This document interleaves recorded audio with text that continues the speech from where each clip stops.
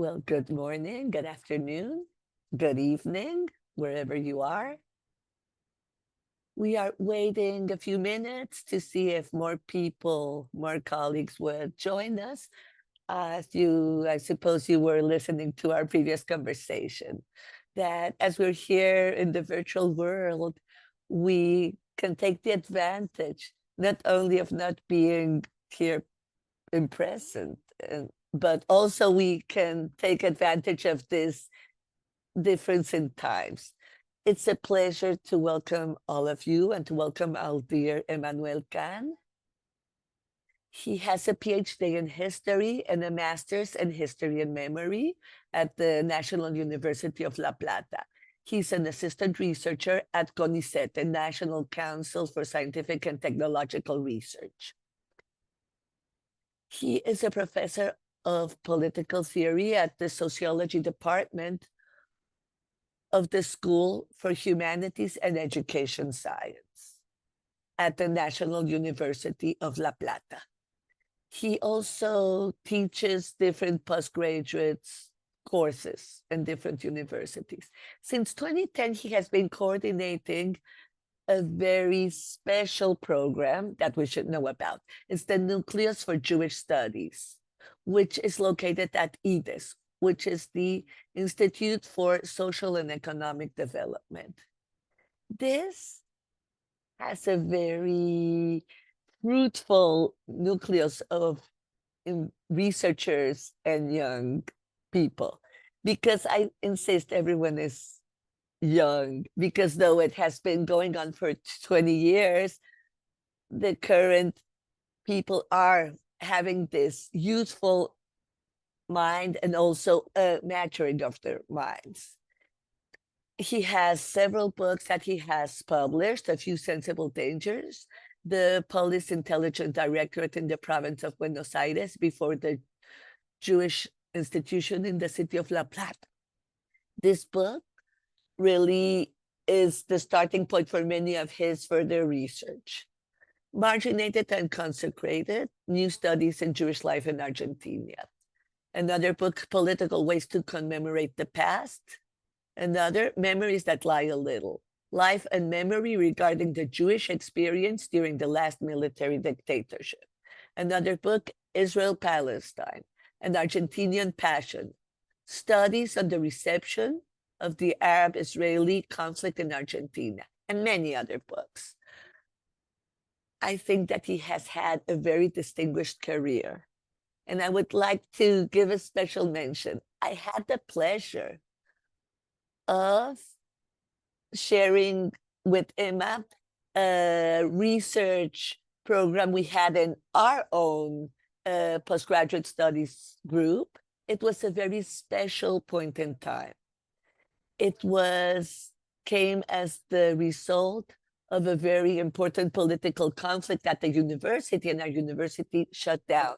So the program moved to this beautiful facilities in the center of Coyoacán. So whoever came was able to live there. And we had such an important Argentinian presence with Emmanuel and other people. And it also woke up my own Argentine feeling.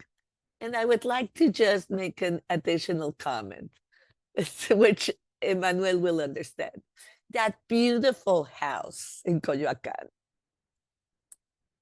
allowed us to furnish it. It was a part of the Jewish community helped us furnish this building. And so I really want to say that that space is really a space of solidarity, of cohesion. And many of us were staying there. And not many of us there were members of that Jewish community. So these are some of the tensions and issues that come up. And I mention this because we will hear Emma's thoughts regarding this. So I wanted to just point this out. Emmanuel, welcome. and greetings. This is really the presence, the people here it's really a global and transnational presence. We have here Sergio de la Pélgora, and we have Ariel, who is in the United States, Lydia, who's also in Israel, Dalia is in Boston, there's people from Mexico. We're all here present. Emmanuel, welcome. Thank you, Judy. Thank you for your introduction. It's always very exciting. And I want to say personally, this isn't my first time in one of these ISGAP presentation. It's really a challenge. I'm thinking that I make a presentation to people throughout the world who are reflecting about these topics, such as anti-Semitism. These are complex and extended topics in these times. As you mentioned, I'm going to talk about my own education, my academic career during those years at the UNAM in the political sciences postgraduate studies in Mexico at UNAM were very essential for me. There is when we published that first book, and I was very young, really. I was young in years, but also in my intellectual development. And to have the opportunity to be there with you, with the team, to go to the Mexico Library, all that really enriched my development. And I was able to look at everything from my perspective, my approach as a Jew, but also looking at more global experiences. So today's presentation, and I want to let all of you who are listening to this session, it's very important that those of you who are here have been central in my development. And you are people that I have ran into each other. And met these people when I was in UNAM. And many of you who are here have been part of the agenda of ISGAP. Last Daniel Expert, he was also he was with me in UNAM back then. It's very important to me to be able to be here and share my presentation. I want to share my screen here. So this will be my presentation won't be so dry. As I was trying to tell you, the topic of my presentation will try to include conceptual aspects and intellectual thoughts, and to bring this to with my more empirical aspects in my research. I am a historian, and I work with empirical research in history, different times, aspects that are visible. And well, compared to other colleagues, this academic dimension makes me go and look from a distance at problematic issues. This is a book written by Carlo Ginzburg, which I like very much, which is called The Judge and the Historian. It's an interesting book. He studies medieval studies, and he looks from the point of historiographic issues. He looks at a case from the 70s, the Sofri case. He looks at how the work of the historian and the judge, looking at different sources and testimonies, has a different perspective. So who is wrong? Is the historian wrong, or is the judge wrong? So what Ginsburg proposes, he says, no one is wrong. The thing is that the basis for their work is different. A historian doesn't have to give a sentence. He doesn't have to punish. So the historian can extend its conceptualization and its understanding of history. On the other hand, I am here acting as a judge. The judge is looking at the different actors in Jewish life. They do they are affected, and they do affect the way the fight against discrimination and anti-Semitism happens. So me, as a historian and a social scientist, has to look at things differently. I'm not going to talk about the history of anti-Semitism in Argentina because I understand that Daniel Lubovich, in the first presentation, he spoke about this. Daniel has worked very well with anti-Semitism in the country. Daniel looks at the first half of the 20th century, and Leonardo studied the second half of the 20th century. They're very good sources of study. Leonardo, for us in Argentina, is one of the mentors in Jewish studies, and the most historiographic dimension of the studies of anti-Semitism in the country was already brought up with Daniel's presentation in this series. I do want to mention that anti-Semitism can be analyzed as a national experience, as something that happens in Argentina, but as we have seen with Judy many times, we can look at the dimension of looking of the national and the transnational, and how there's an overlapping always. We cannot talk about anti-Semitism in Argentina without thinking of anti-Semitism going beyond the national borders. I'm going to mention some specific cases here where you will see how what happens outside Argentina would affect what happened in the country. So we're talking about anti-Semitism at the national and global level. It's something that has happened during a long time. In anti-Semitism, the first documents of modern anti-Semitism in the country are contemporary to the Dreyfus case. Daniel Leibovitz has this important thesis that there's a whole very large immigration of Jews into Argentina. When we talk about different things that happened, we see that we have the ideal of anti-Judaism, which is contemporary to the immigration of Jews into the country.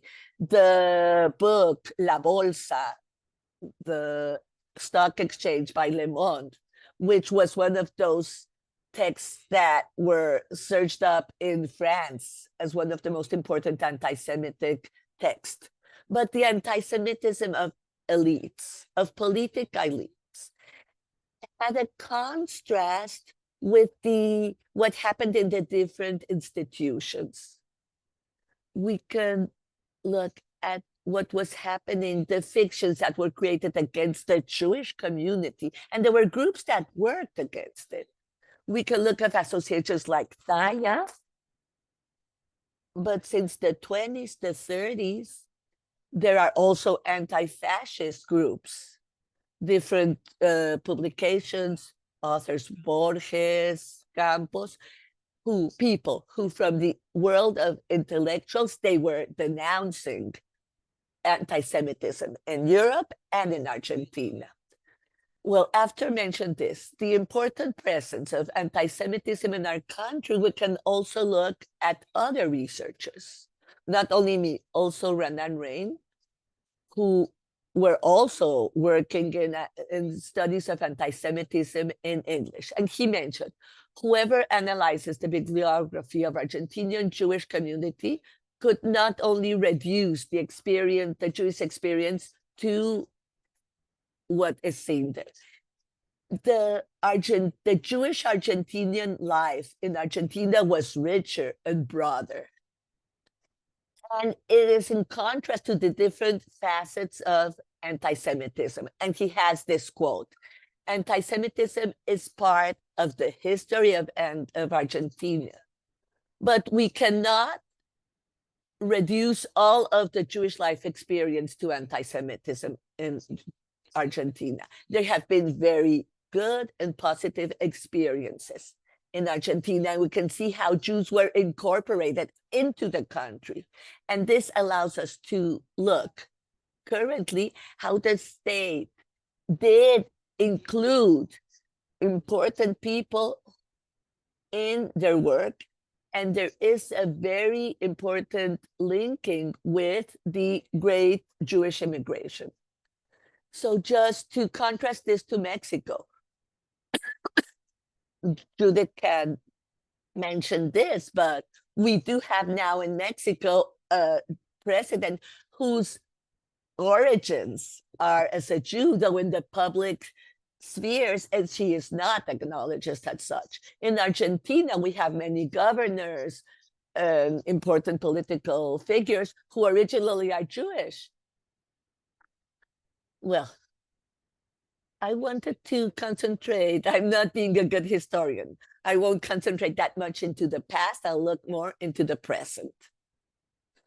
Every year, there is a Observatorio Web where there is data published. And this is very important work. They record the presence of anti-Semitism in public debate. And lately, this study center in La Daya, they have looked in different social media and different aspects in the web to look at what's happening there. So there has just been a recent publication. I wasn't able to give the most recent data, but I'm giving you the data from 2023.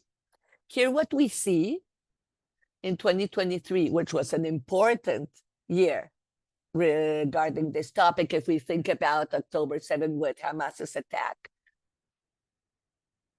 what we can see in the report is that when we look at these years, the anti-Semitism index in Google and social media was relatively low.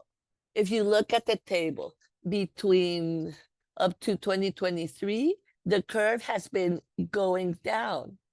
But when we go, even looking at the same year, even before October 23, it was pretty low, the presence of anti-Semitism in social media. And in general, comments regarding Jews were mostly positive. And that happened until September 2023. The same can be seen in Facebook. It's a pretty low index until October.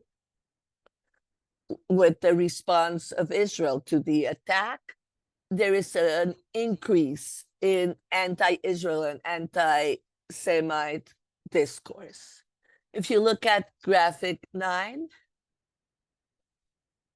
table 9, you can see anti-Semite discourse in October in 2023 has to do directly with what's happening in the Middle East. We see the mentions of Palestine, Israel, genocide, Hamas. So it's very concentrated in what happened on October 7th of 2023. So there is a large contrast with the response that the Latin American Jewish Congress gave. This is what we see from the leaders of Jewish institutions. There is a survey, a global survey, not having to do with the Jewish world, where we look from the first perspective, that's at the global level. Here we see what's happening with the leaders of Jewish institutions. What we see after 2023, after October 7, 91%, that's more than 90% of leaders feel that the central problem for Jewish communities in Latin America is anti-Semitism. Specifically, there is a concern higher than 70% regarding what's happening in social media. So it's important to look at this contrast, what is truly happening in social media, what's happening in the universe of what's happening in new technologies, and what is perceived by actors in the Jewish world who are concerned about this increase in anti-Semitism. So I'm bringing this contrast so we can look at about this other dimension, that if what is happening in anti-Semitism having to do with other actors who are trying to fight against anti-Semitism, these dimensions might change in the national context. And anti-Semitism did increase in the United States, in the university campuses, what happened in Europe, in France.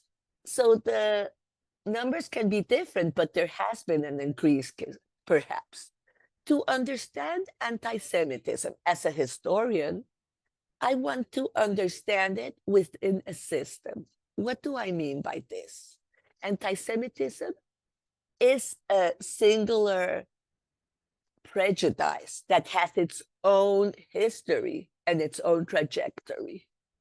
And it has its different ways of bringing out persecution. But then there's a contrast with contemporary societies. And we have to see and compare with different systems of discrimination. In a book that's being widely read right now in Argentina, they're written by this Italian writer, which I do not recall. We look about the persecution of Jews in the 30s, specifically in Germany and Europe. He also speaks about the persecution of other groups. The idea that there's pejorative ideas against groups, where the persecution of Jews is a specific ingredient, but there is a relationship with other ways of bringing out different social animosities against minority groups. So we can look at anti-Semitism as part of a system, but also we have to see that this anti-Semitic discourses, like what has to do with October 7, what's happening with the Vivas case this week, all of this has to do with the ways of looking at the social order. We're talking about pejorative narratives, which put into evidence, like behind the scenes, these discriminatory rhetoric, where they're talking about how the world should be organized. Us who have been working in this topic for many years, we understand that the discriminative narrative is many times the vehicle that will normalize this prejudice, which will lead to action. We can see the example of the Holocaust, but we can also look some practices and narratives regarding anti-Semitism that have gone beyond discourse and have gone into the practice. We can think of the pogrom in 1919 in Argentina. So there, like Levovaci says, how in that time we could see a common sense that is being constructed, prejudice that appears in writing, how this becomes the introduction to a criminal and material act of persecution against the Jewish community. I understand that Daniel has already spoken about anti-Semitism in Argentina during the first half of the 20th century. I will concentrate better in talking about what's happening in Argentina during the second half of the 20th century. Because compared to what Leonardo Segman and Daniel have worked in, this anti-Semitism in the second half of the 20th century has also to do with anti-Zionism. Because after the creation of the State of Israel, this complot theory, this conspiracy theory, where the Jew was seen as someone who was working with the economy and was affecting also the social revolution with the Communist Party, we have to add in the second half of the 20th century a third element, which is this idea of the double loyalty. Jews can't be loyal to their own country because their true country is in Israel.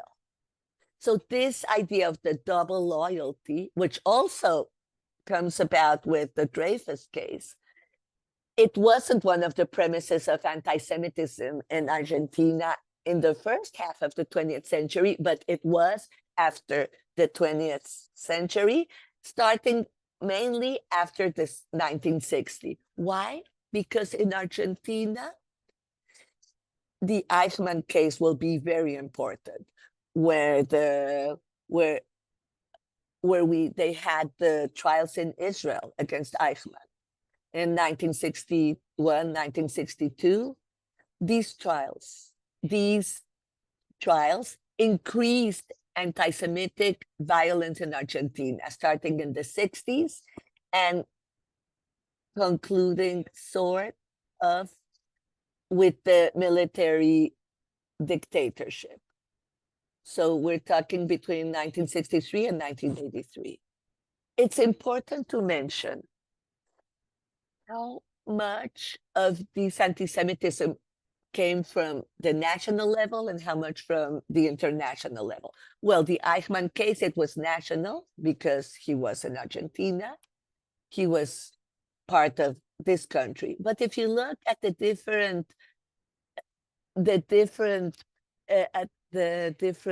topics and what the attacks, the reports against this didn't start with Eichmann in 1960 when he was kidnapped. But we can see that the denouncing of anti-Semitism with the Tacuara, the Catholic groups, all of this has to do what is known with the swastika epidemic, which is a case that started when they were like a lot of graffiti painting of swastika in different cities in Argentina, or anti-Semitic scribbling such as Viva Rosas, Death to the Jews. These are documents that Daya has presented as a denouncement against anti-Semitic acts from the police. This is from the 60s. This anti-Semitic wave in Argentina started before the Eichmann case. The Eichmann case just made it stronger. Between the Eichmann case in May of the 61 and 1964, there was an increment in violence. And it goes beyond the narrative and becomes action. So there is Edgardo Trillik, a student at school. He was shot. Graciela Sirota was kidnapped. And then she had a swastika tattooed on one of her breasts. And in 1964, Raúl Alterman was murdered in front of his house. All of these acts were acknowledged by Tacuara. So this dimension of going from the national level and how the international and the national will intercept. And in 1967, something that was very important, to where there is this intersection of the anti-Semitic discourse that was talking about what was happening in the Middle East. So we're talking about the Six-Day War. So they will criticize the participation of Jews in Buenos Aires. So after the Six-Day War and up to the Yom Kippur War and the resolution of the UN where they equating Zionism and racism, we have a new cycle in the second half of the 20th century, where anti-Semitism will grow in its practices. But it will no longer have to do with what's happening within Argentina, but it's looking at what's happening in the Middle East.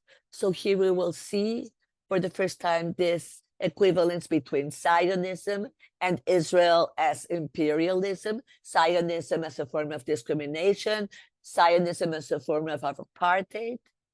That's how the discourse will be developing.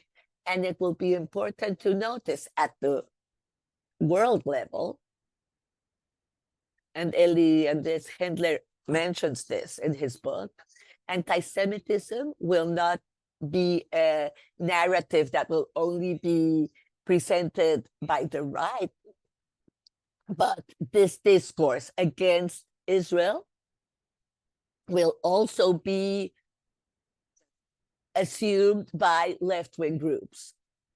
So this goes from anti-Israel, criticism against Israel, and grows into anti-Zionism and to anti-Zionism.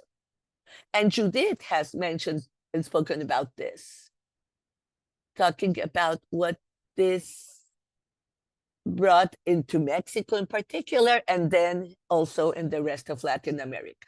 Within this context, I want to mention this figure.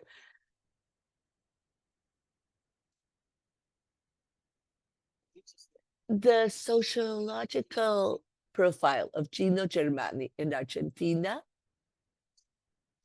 presented him as a traditional figure in sociology in Argentina. But in the 60s, when we have the different attacks against these Jewish individuals, he organized one of the first surveys regarding anti-Semitism in Argentina.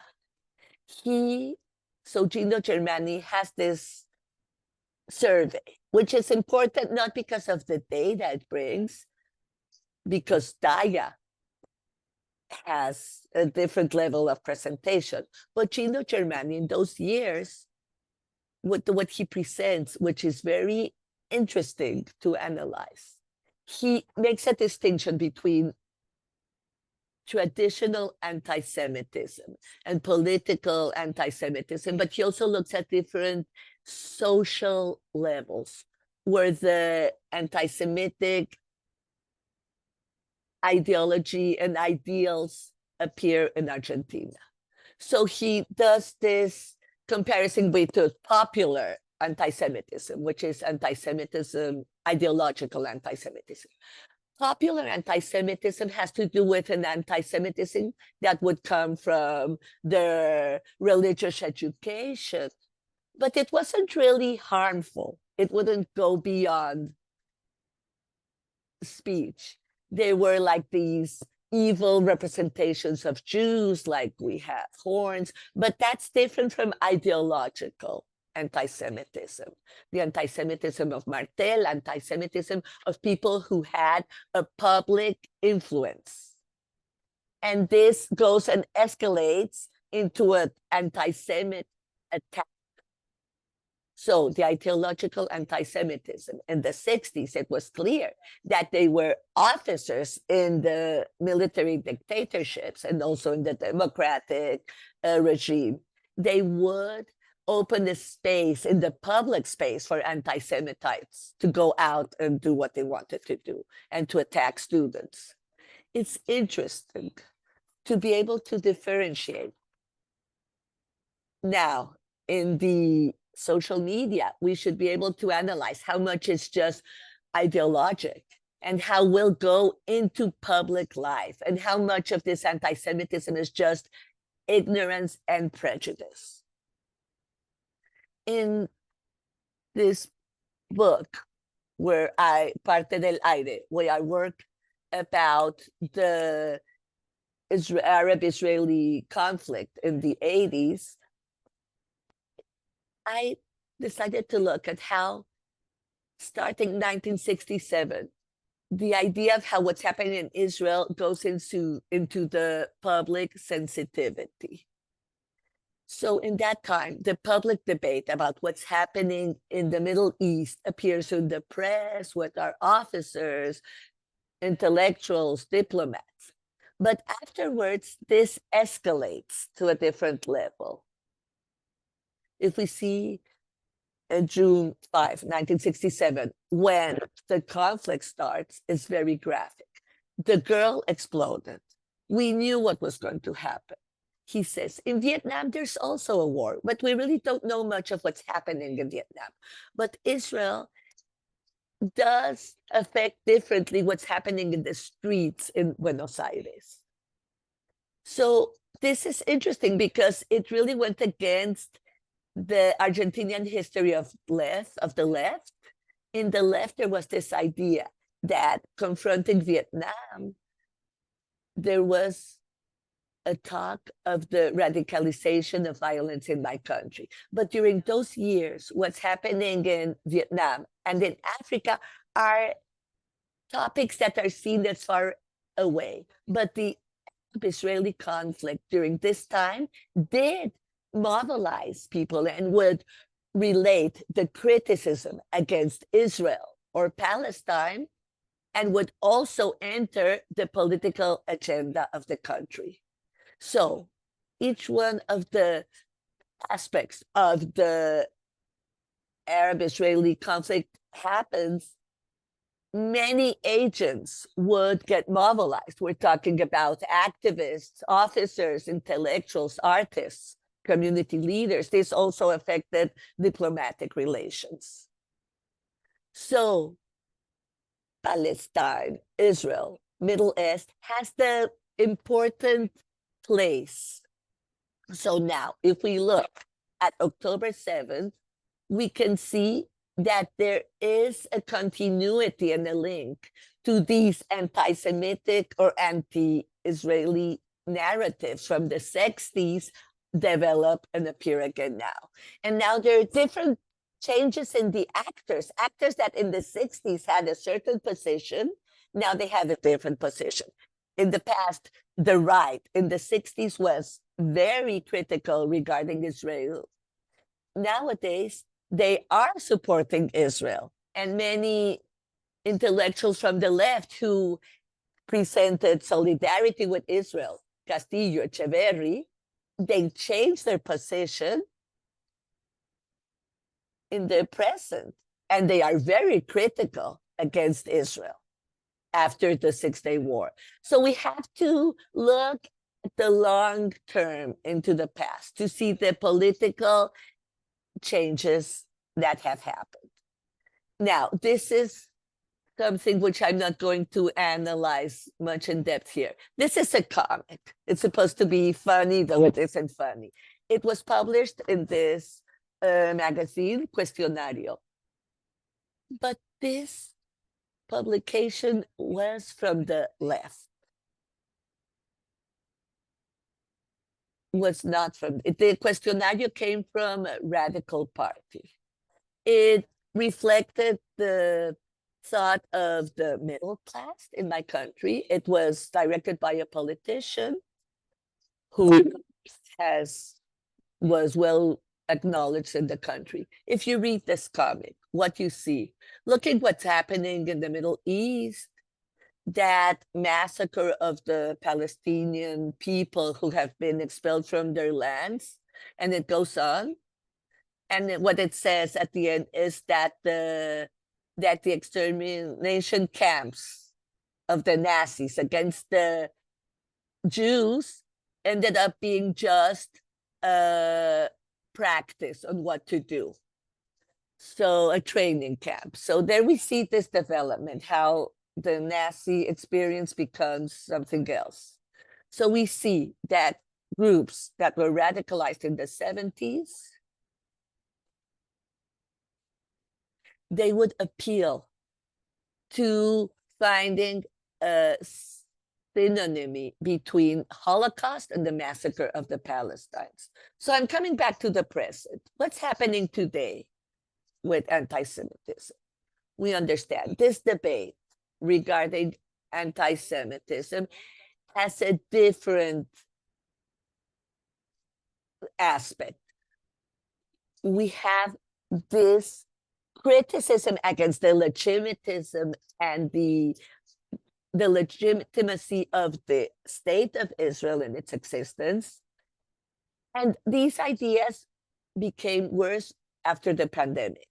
And when we talk about complot, like Levovich looks at the first half of the 20th century, with the pandemic, the idea of Zionism, COVID, vaccination, created this imagination where the Jews seem to be a suspect element. Judith has worked very much on this topic. Judith has thought very much about how this issue has researched currently. And when we think of the rest of the world, the United States, Europe, after 2023, this has become deeper. And after the Latin American Jewish Congress, we can see how the social networks have increased this also. So if we look in Argentina, looking at the world also, there is this criticism against Israel. It's always an anti-Semitic criticism? And this is something that we could discuss about. And I want to conclude. Right now, I want to open the floor to the debate. So this open debate, where they're talking, when we're talking in the United States about the weaponization of denouncing anti-Semitism. A few days ago in Argentina, there were two new initiatives. The first one is, well, these are two initiatives that the Bibas case brought about in Israel. So there is a demonstration that you can see here. It was a demonstration that happened in two very important streets where there's the intersection of the state of Israel and the state of Palestine. That's where this demonstration took place. There was a legislator who presented in Change.org a petition to change the name of State of Palestine of this street and change the name to Familia Vivas, Vivas Family Street. So here we see how there's a play of the democratic debate in my country, a mobilization in a claim against this massacre, how this massacre is part of the public debate.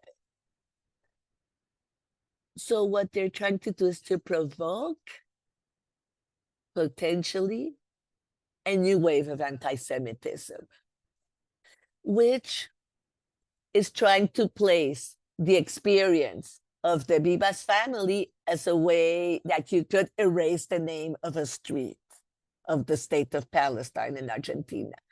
And so this is a claim that could also go looking at the claim also to create a state of Palestine as a state itself.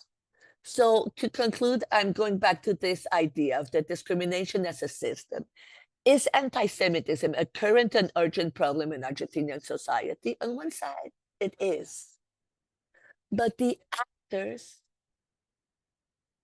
have been, this has been a vector, a way of measuring democratic sensitivity, which Daniel Lebovich also wrote about. But the other question is, currently, do other groups also suffer discrimination? We can look if there's other large groups are working in discrimination. Many times, what we see in the public debate is a competition among victims. So it should be, instead of a competition, it should be the concurrence of victims. There should be connections among the victims of these discriminating acts. Thank you very much. Thank you, Emmanuel. We have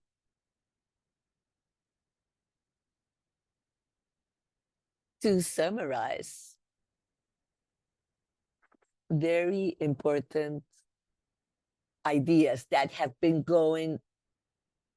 with us during this century. If I think at the regional, the national level, it's interesting to see your comments. This anti-Semitism that exists before Jews arrived to Mexico or Argentina. Or if we listen to intellectuals, to compare Octavio Paz, Borges, and you mentioned there's differences, or what you just mentioned right now. In the case of the legitimacy of being Jewish and be a public officer, or like what has happened with the president of Mexico, who has a Jewish background. I can tell you the university, we received Jean-Luc Mélenchon. There was, and Claudia Sheinbaum received her at the government palace, and she says that she celebrates the ideological convergence between both of them. So we can see this convergence between discrimination against groups with the political dimension of being aligned. And this places the communities in a difficult dilemma.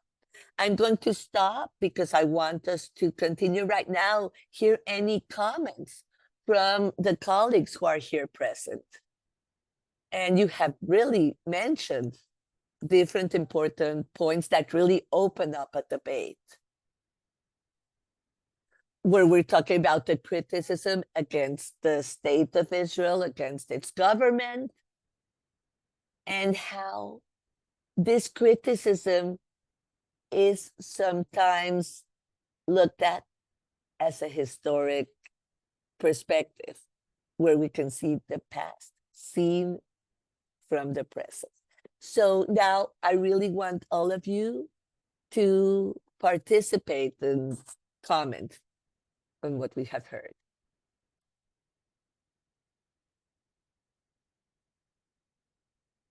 If you want to speak, yes, Ariel. An excellent presentation. I would stay with the first sign where you're talking about a historian as an attorney, a judge. So my question, a judge and a historian play different roles. But it's interesting to see what you talk about, history, and the reaction of a judge that's reflected in a different way. But there is a historic image. For example, when we think about the trials of the junta.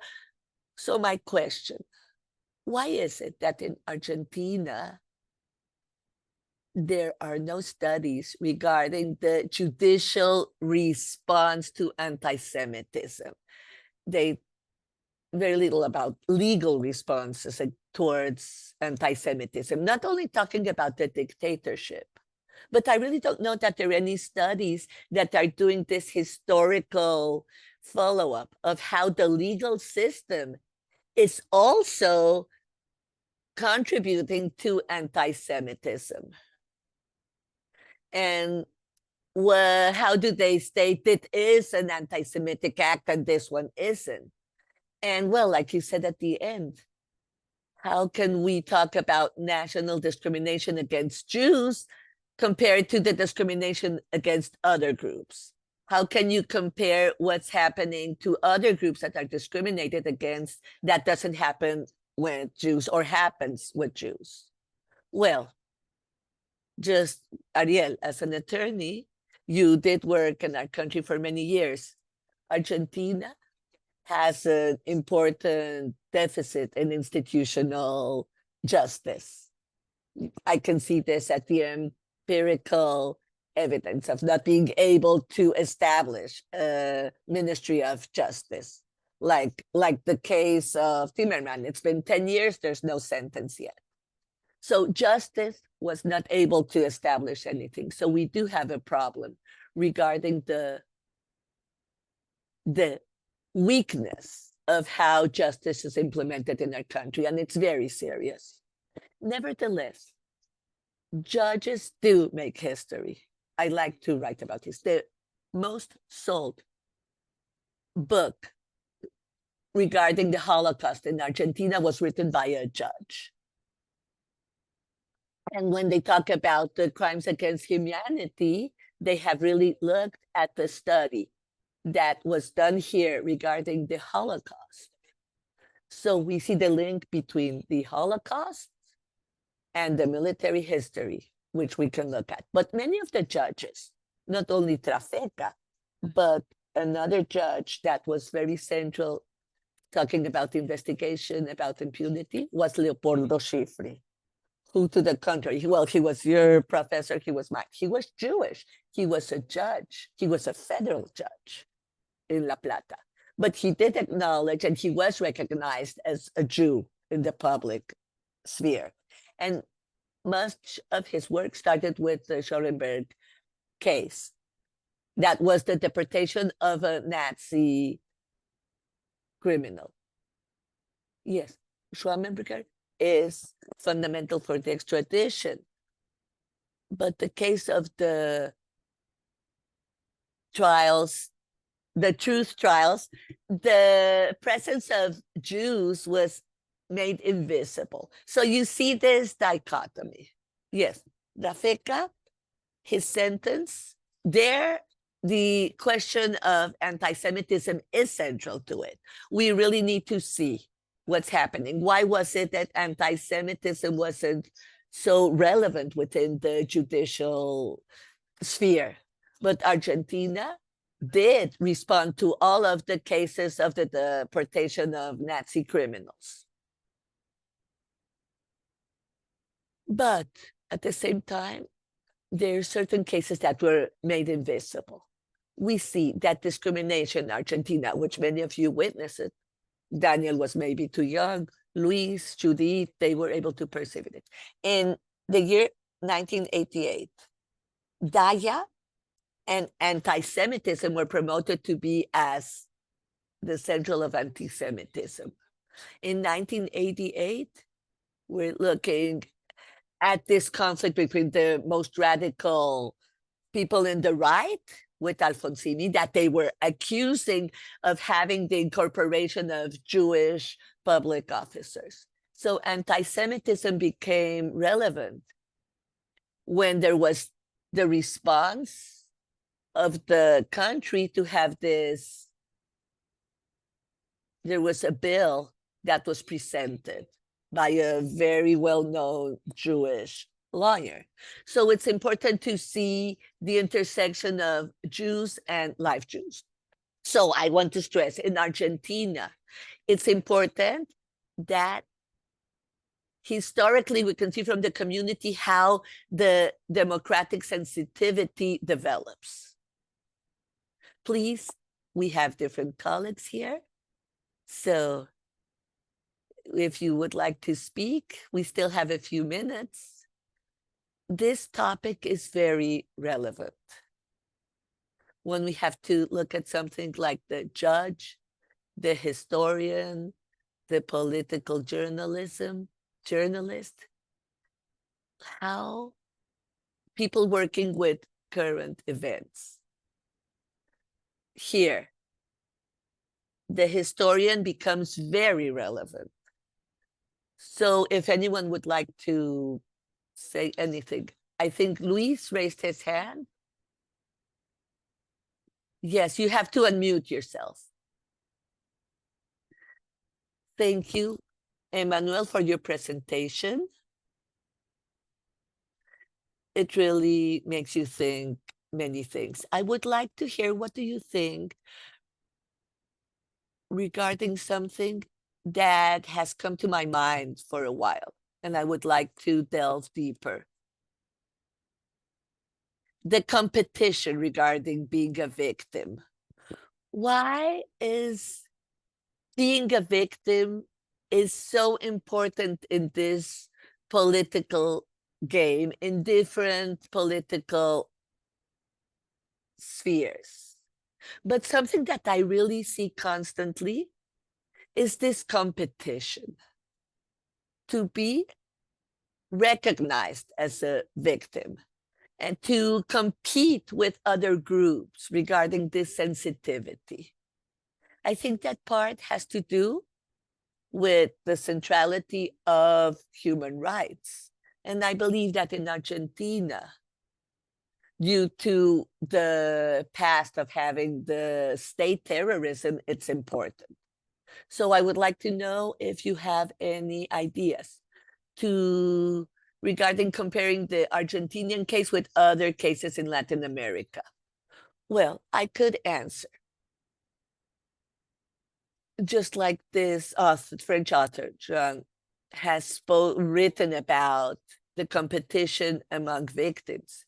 There's an Uruguayan writer who lives in Spain. He has also important works talking about the case in Spain, how the victim in the 21st century becomes a political actor that can mobilize the public agenda. But I would answer with your own book, the Historia Mínima that was published in Mexico. It's an important book that allows us to understand the complexity of this issue.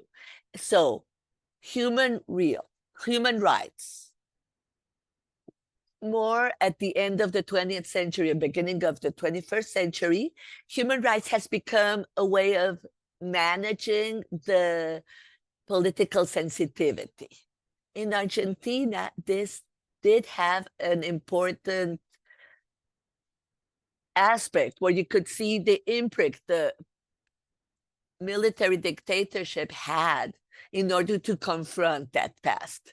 So, Luis, I can see the difference there is between Argentina and other countries in the region is this idea of nunca más, never again, and the judge and the trials against the juntas. I think that's a central moment in Argentina, but also at the global level, it has marked that it gave legitimation and acknowledgments to this wide universe of the victims. After this has grown. Starting from your question, I would reflect.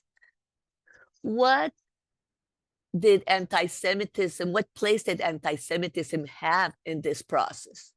And what happened afterwards? If you look at the report of the CONADEP, the Never Again, this issue of anti-Semitism is central. But if you look at Nunca Más, Never Again, in the beginning, there's a chapter of the special treatment of Jews. And in the junta trials, there's several testimonies. We see Footman and others who spoke not only about Jews. It wasn't only Jews. I heard what was happening to the Jews. All these testimonies are central to the narrative of torture in jail. And the issue of Jews was central because it had happened, but it would allow us to understand the dimension of the crime of the dictatorship and compare it with what had happened to Jews in the Holocaust. But the people who concentrate in anti-Semitism in the 80s and the 90s will afterwards switch, and their testimonies will focus on other dimensions. For example, Miriam Lewy, she states, in the 80s, anti-Semitism and Emma, anti-Semitism and torture. And then in her book, at the end of the 90s, the question is looking at gender studies, victims as females, the torture that women are suffering, and she leaves the Jewish aspect to one side. So we see how there's a diversification of the victims after 40 years. So coming back to your book, The Story of Human Rights, how the positioning in the public areas has to do with being positioned as a victim. And as a male, what is the place I will take when I'm denouncing it? So we are looking at anti-Semitism and gender issues. Well, Emmanuel, this is important. I want to thank you. I want to make a small mention before allowing Sergio to speak. I'm thinking there was a colloquial that was invited, that was opened in UNAM. One of the people there were Gina Wildman. In my paper, I tried to look at it between the relationships between Israel and the diaspora. And at what point in time could we look within this conflict between Israel and Palestinians?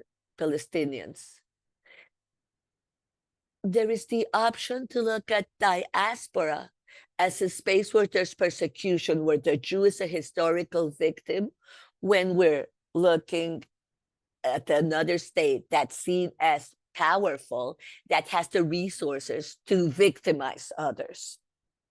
So right now, much of what we're talking about has to do with this.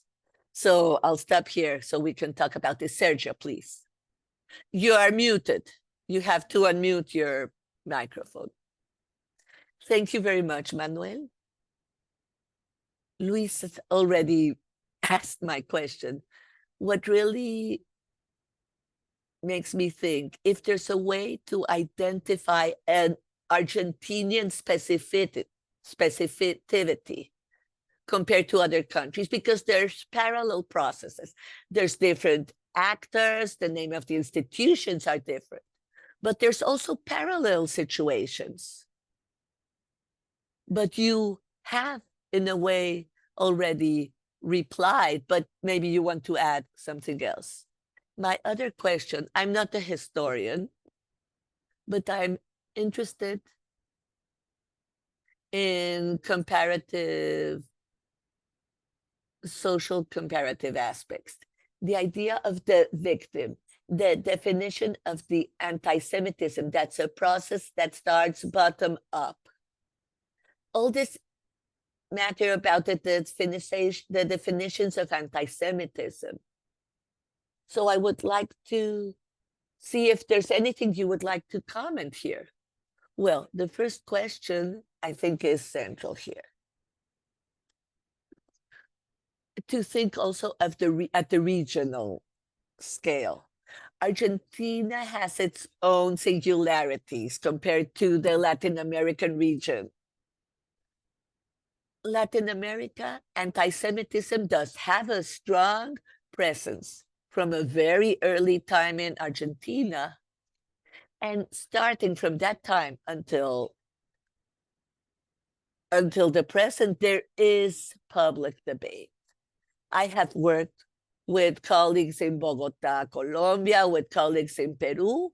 Anti-Semitism as part of the popular discourse is hidden, but an anti-Semitic act not always goes into the public debate. We don't see intellectuals, public officers talking about that. In Argentina, in the end of the 20th century, it was part of the discourse. So anti-Semitic acts do mobilize groups in favor and against. You have the anti-Semitic groups, the ones that are not.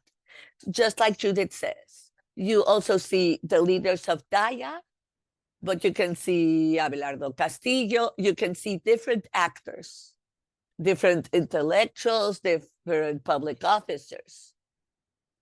That is an important feature that happens in Argentina, specific to Argentina, which has been able to mobilize solidarity. Like, for example, in 88, they promoted this anti-discrimination law. And after the attack against Armia, there was the creation of other bodies. There was a state response. So anti-Semitism is a central aspect in Argentina, which is different to what happens in Mexico or other countries. Another aspect, looking at social studies. When we look at anti-Semitism, when Daniel, Leo looks at me, myself, in my research, our register has been mediatized by the institutions. I see the ones who are assuming the definitions, their state sectors, community leader sectors. We're not always looking at what's happening at the bottom, what the person in the street think about it. So I'm looking at the Latin American Jewish Congress. It was important what happened in the 60s. We interviewed people. Let's interview them, see what they have to say. But like Ariel mentioned, this is a study that we still need to work on.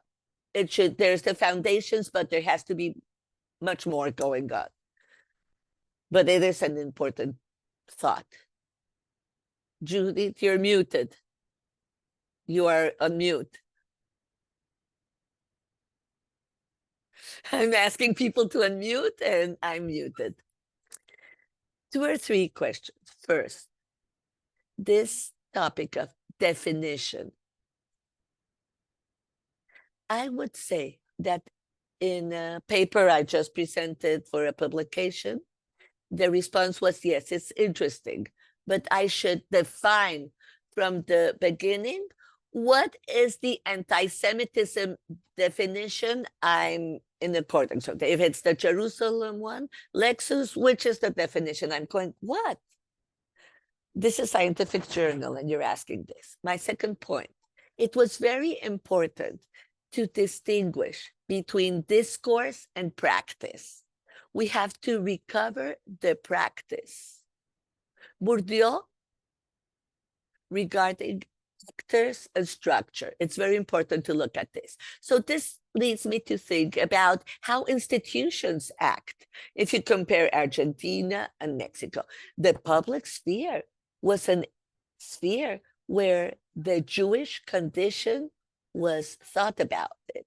In Mexico, the institutional practice of the organized Jewish community always was at the private dimension, not to make it public, to always have this very private position of not participating, because having the idea the public presence does awaken other aspects.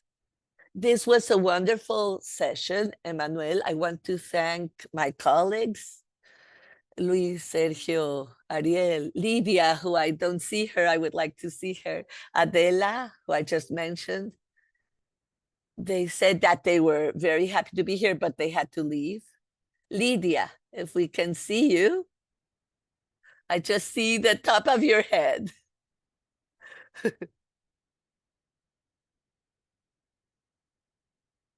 We're coming to the conclusion.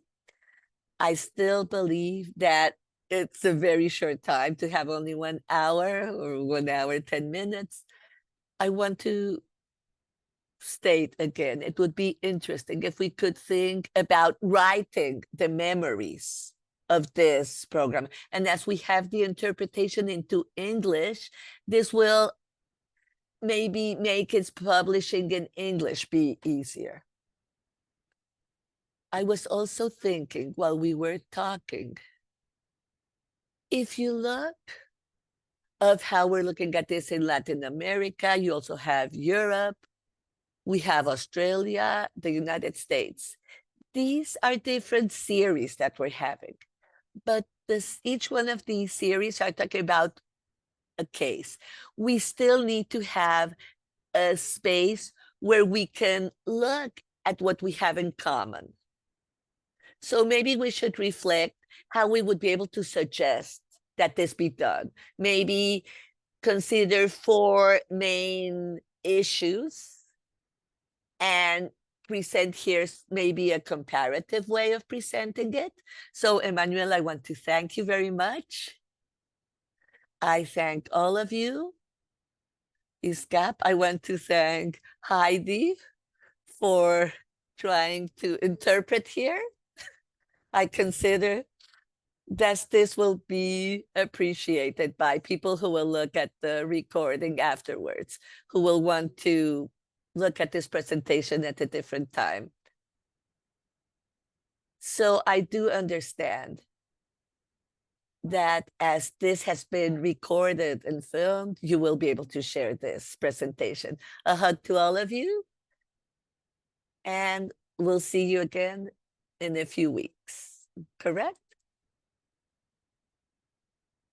Thank you very much.